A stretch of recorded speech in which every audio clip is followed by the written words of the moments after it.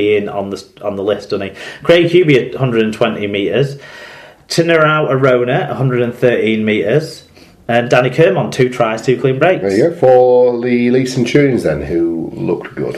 Well, Jamie Acton, a try, 5 tackle busts, 171 metres, 2 clean breaks from the front row. He's going great guns when he doesn't mess it up with giving penalties away. Glenn Stewart, 108 metres. I think that's probably the first time we've talked about him really this season. Yeah, there's another tenner page, yeah.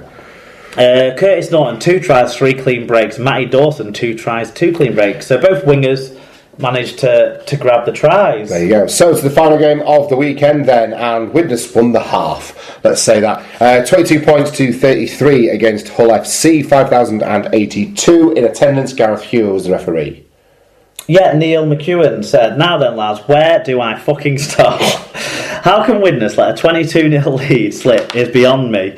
Not being able to score a single point after the 33rd minute is shocking and just shows how the squad are useless and lack any sign of mental toughness.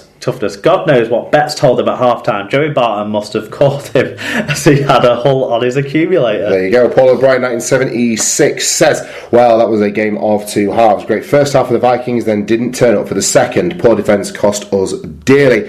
Had plenty of chance to stick a drop goal over, but didn't. And then what do Hull do? Get 6 in front and stick a drop goal over. That's just poor game management. The team didn't look fit. Something needs to be done at the club. Fed up of watching the same shit week in, week out."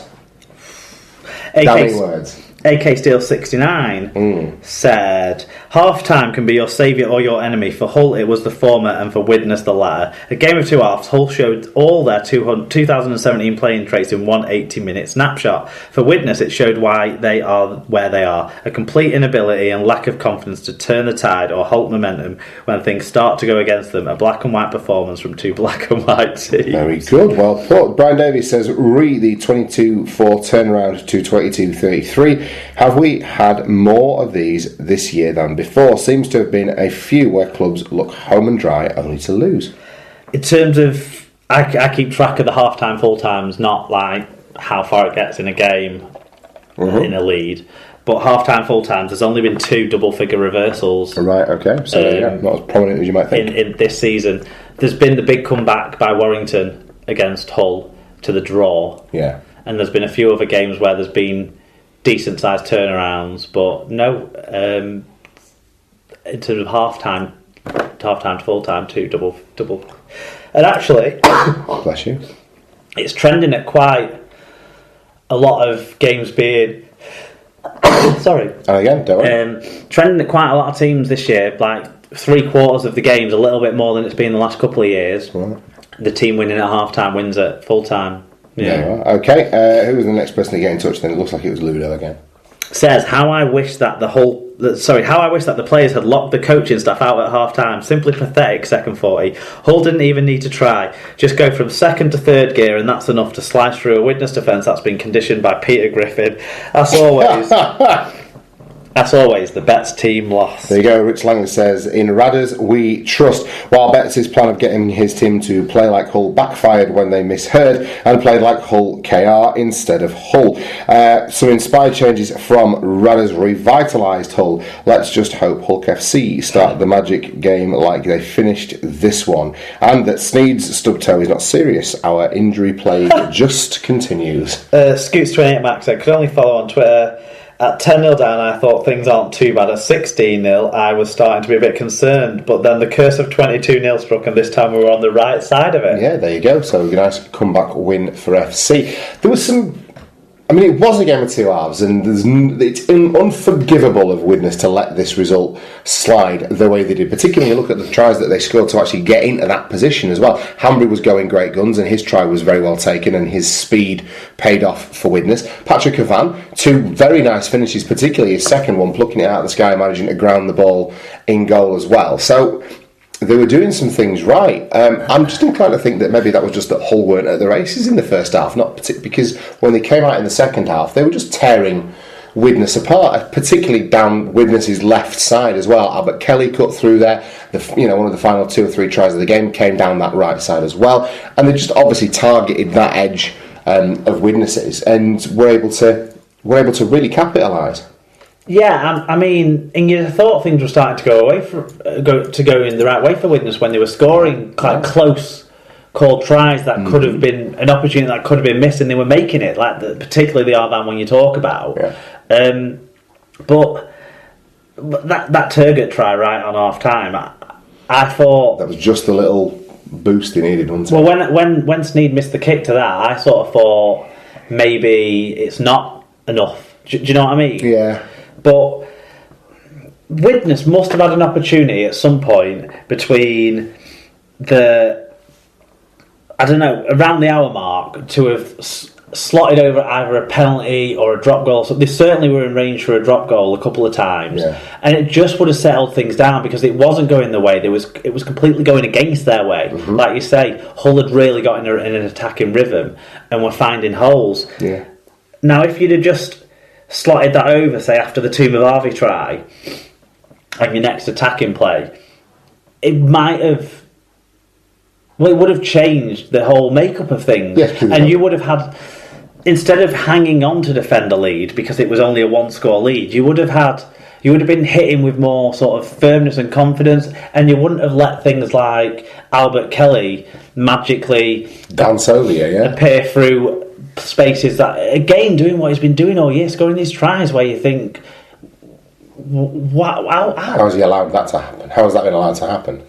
I just credit that with talent and a bit of toe, but yeah, there you go. Oh, totally, but you'd think like teams start to get wiser. There'd be a lot less, I don't know, missing tackles or missing opportunities to make close space down and stuff. If you felt like, I don't know, I think sometimes people hang off a bit, worried about containing the offloading play at that stage of a game with that sort of a lead. Yeah. When really what Hull FC were doing was finding holes, and you needed to close down those holes, be quicker with your defensive line speed and stuff. True. And I didn't see whether that was what was happening or not, sort of thing, because I only listened to the game, not watched the game. Mm-hmm. But I sensed that it was a hanging off, and you'd have thought that Mellor or Gilmore or Hanbury would have had enough experience to think, or enough smarts to think, let's take a one here, let's get out of this, and let's regroup back down our own end, sort of thing. But it was not to be. What did the stats? So well done to Hull. Yeah, fucking fab. It's a great comeback.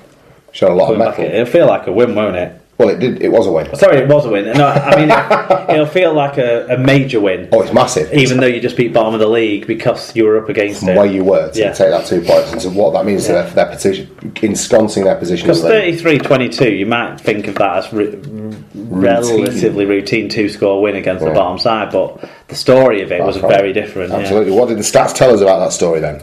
Penalties and errors were what held back somewhat. 8-6 penalty count, 15-11 error count were against them. I guess a lot of that must have come in the first half. However, 9-7 in breaks, as well as 1.2 metres per carry better average gain. But the most impressive was the 5% better team tackle success, 95% overall.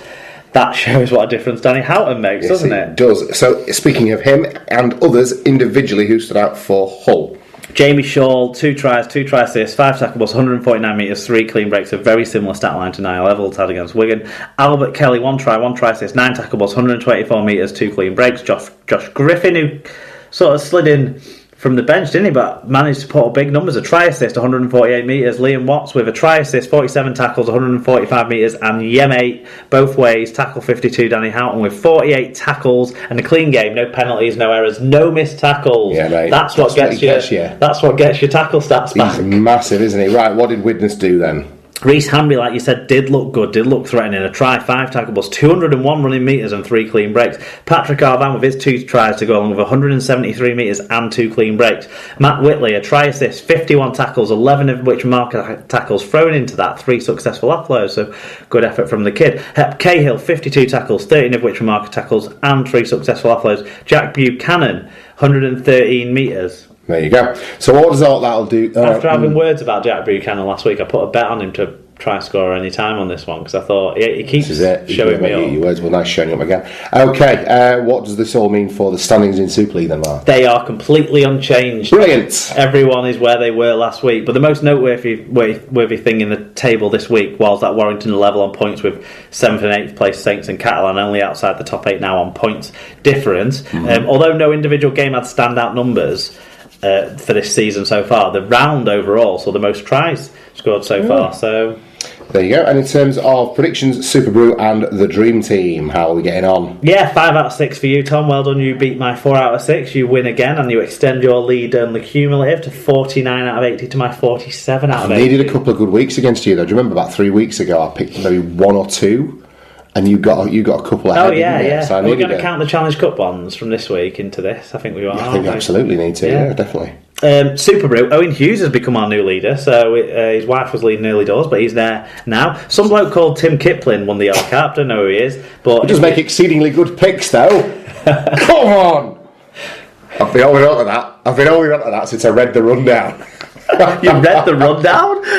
I stopped at this point. I thought there was no point in reading any harder. There you go. Drop the mark at that stage. Yeah, absolutely. Dream Team, Paul Wilson stays top, but he's had his lead cut significantly this week, actually. 4th place Liam Reddington had the best round with 747. Fantastic. Any sort of quirk where you have to, adjust on the fly your team, Liam's all over that. He is right in there, isn't he? He's like swimwear. Right, that's last week in Super League taken care of. But his betting tip for... This is twice in the show that you've done this now. His betting tip... When I get in my thing... His betting tip for Hull's left edge to score tries didn't come dividends for me, so... Whatever. Yeah.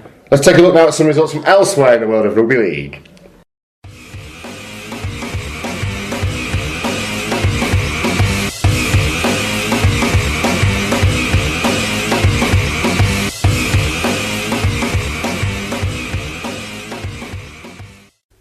So, 2 results from elsewhere in rugby league. Then there's been a hatful of internationals this week, Mark, and we'll start with Australia beating New Zealand 30 points to 12. We even had some feedback on this one. Yeah, Frogmore said, I could have told you how this game was going to play out when the New Zealand spine 1, 6, 7 and 9 are the Warriors club spine and are running 11th in the NRL. What did they think was going to happen against this elite Aussie team? The Kiwis never turn up in this fixture. There you go. Brad Davies says, highlights you might not have seen with a half-time challenge. A kick a goal from 30 metres, 20 metres and 10 metres. Winner gets 10k. The 10 metre one is blindfolded. Daryl Hallion kicked blindfolded from 30 metres. Yeah, the Australian fan missed at 30 metres and 20 minutes, then missed the whole ball at 10 metres. Made an arse of himself but won 5k as runner-up. Also, the kid next to me jumped out of his seat to shout for JT, sat down and missed his seat and fell on his backside. And by the way, Australia won.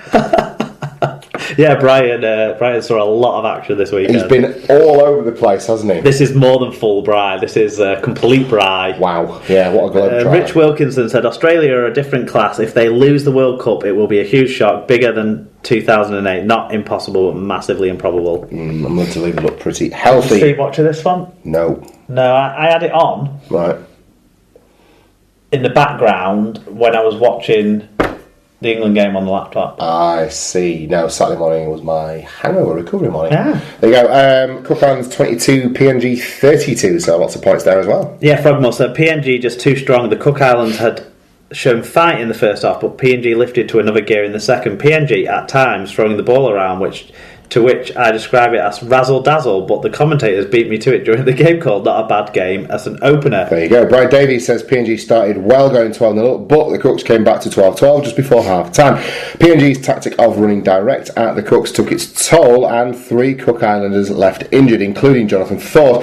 1 try apiece, then a couple for PNG, which were decisive. Cook Islands got a consolation try with 50 seconds left. The game ended with a penalty on halfway for a ball strip, which PNG kicked 32-22, and a very open and entertaining game. The crowd were very enthusiastic. Is that Toulouse's Jonathan Ford, who played for the Cook Islands there? I would assume so. Yeah. So he wasn't playing for Toulouse, so yeah. Exactly. There you go. It was a close one again then. Tonga 24, Tonga 26, Fiji 24. And true to the form, Frogmore. What a game. Back and forth tussle fought right up until the final bell. Tonga came away with the close win. The rankings say it was an upset, but they looked the stronger team all night. Try of the game goes to Fiji, who had Kevin Nkwama jump out over the dead ball line and keep the ball alive. That Hopewati let go for Nakumbuai to dive on. Yeah, very good. I saw that try. It was commitment to say the least. Brian Davis. Naguama's done that before, hasn't he? Yeah. Brian Davis says, real end-to-end stuff, very fast and some excellent running and passing. The colour and noise in the crowd was fantastic. Superb skill by Kevin Naguama on the stroke of half-time to tap a ball that was going dead back infield for Fiji to score and make it 18-14. The chanting of the crowd was brilliant to hear, and with 2.5 minutes to go, Tonga scored under the sticks to make it 24-all. Kick made it 24-20.